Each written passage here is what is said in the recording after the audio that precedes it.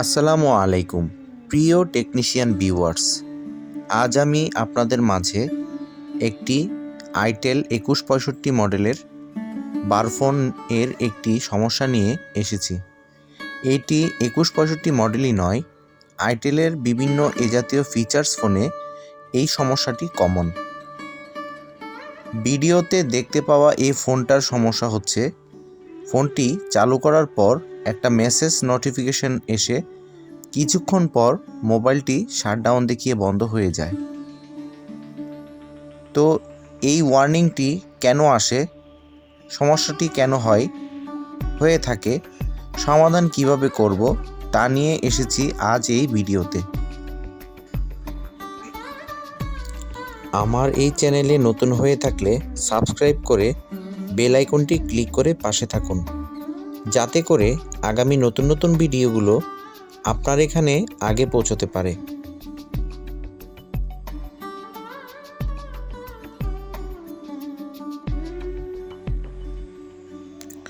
তো চলুন সমস্যা ও সমাধানে ফিরে যাই।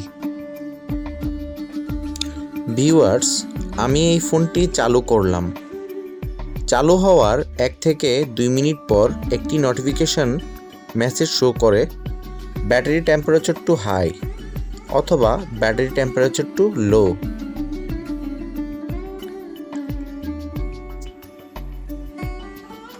এই যে ডিসপ্লেতে দেখতে পাচ্ছেন মেসেজটি শো করেছে, এই মেসেজটি আসার 1 থেকে 2 মিনিট পর আরেকটি নোটিফিকেশন মেসেজ এসে ফোনটি বন্ধ হয়ে যায়। নোটিফিকেশন মেসেজটি হচ্ছে cellphone will shut down in 3 second. এই লেখাটি এসে সাথে সাথে বন্ধ হয়ে যায়।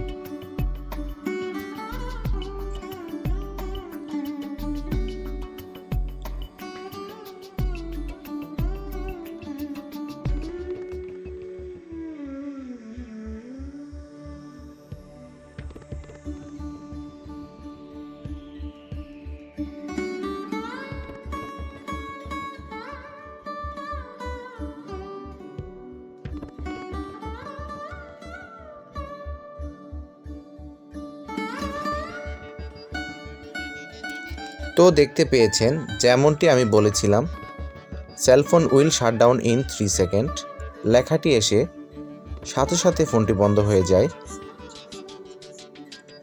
এটা সচরাচর এখন একটি কমন সমস্যা।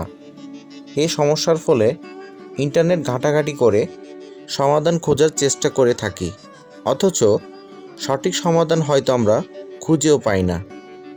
তো চলুন কী কারণে সচরাচর এই ফোনগুলোর এরকম সমস্যার সৃষ্টি হয়ে থাকে এবং সমাধান কিভাবে করব। এই সমস্যাটি হওয়ার মুখ্য দায়ী হচ্ছে পরিবর্তন করা আমাদের ব্যাটারি। যে ফোনের ব্যাটারি যা হওয়া দরকার তা না দেখে আমরা অন্য একটি ব্যাটারি পরিবর্তন করে দেই। হয়তো এই ফোনটিতে ছিল BL5J অথবা BL5GI, আমরা পরিবর্তন করে এতে দিয়েছি BL5C। তো আমার হাতে থাকা এই ব্যাটারি হচ্ছে BL5C/4C। ফোনটিতে এই পরিবর্তন আনার কারণে সমস্যাটি সৃষ্টি হয়েছে। তো চলুন দেখব কিভাবে এটি সমাধান করা যায়।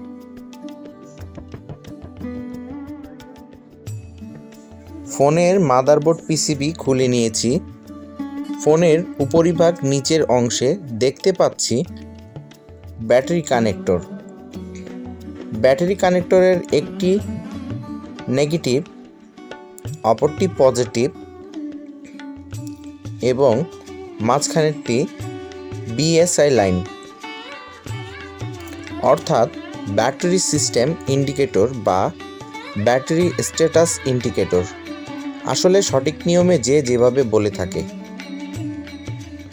BSI লাইনের সোল্ডার করা স্থানে ঠিক পাশে দেখতে পাচ্ছি একটি ডট আছে।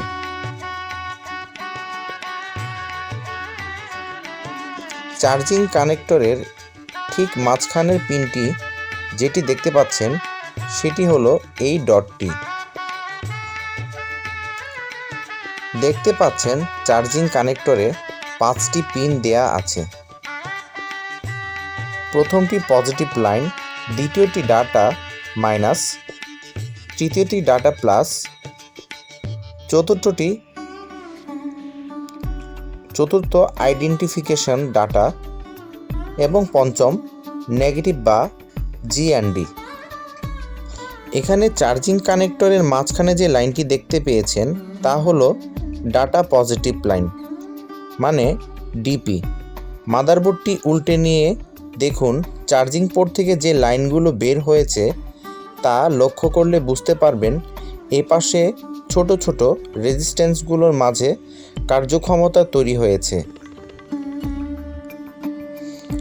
মাল্টিমিটার দিয়ে পরিমাপ করলেও পাবেন এপাশে লাইন সংযোগটি আছে। সংযোগটির পরিমাপ করে পরীক্ষামূলক খুঁজে পেয়েছি ডিপি লাইন হচ্ছে ওই ডটটি। এখন আমরা জাম্পার ওয়্যার দিয়ে ডিপি লাইন এবং বিএসএল লাইনটি জাম্পার করে দিচ্ছি।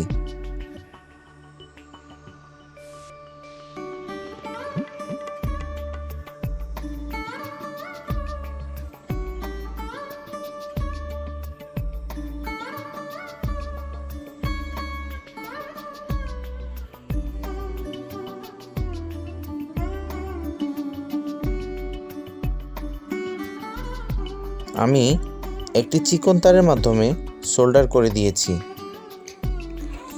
মাল্টিমিটার দিয়ে পরীক্ষা করে দেখব বিএসআই লাইন এবং ডিপি লাইন মানে ডাটা পজিটিভ লাইনটি একসাথে কানেক্টেড হয়েছে কিনা। আমাদের পরীক্ষামূলক দেখতে পেয়েছি আমাদের কাজটি সফল। এখন ফোনটি পুনঃস্থাপন করে দেখব আমাদের সমস্যাটি সমাধান হয়েছে কিনা। তো ভিউয়ার্স, দেখতে পেলেন আমি এখানে এই ভিডিওতে প্রথমে সেট করে নিয়েছি।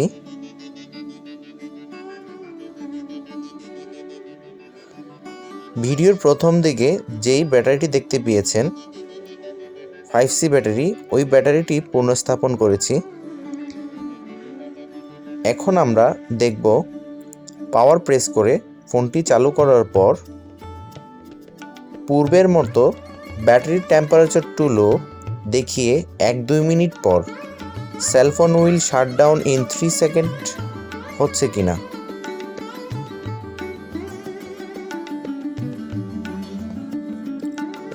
চালু করার পর দেখতে পাচ্ছেন ডিসপ্লেতে বরাবর 12টা বেজে আছে। তো দেখতে পাচ্ছেন ডিসপ্লেতে 12টা বেজে 00 মিনিট। আমরা এভাবেই প্রায় 6 থেকে 7 মিনিট অপেক্ষা করে দেখব আমাদের সমস্যাটি সমাধান হয়েছে কিনা। ভিডিওটি একটু স্কিপ করে দিচ্ছি যাতে করে আপনাদের মূল্যবান সময়টি নষ্ট না হয়।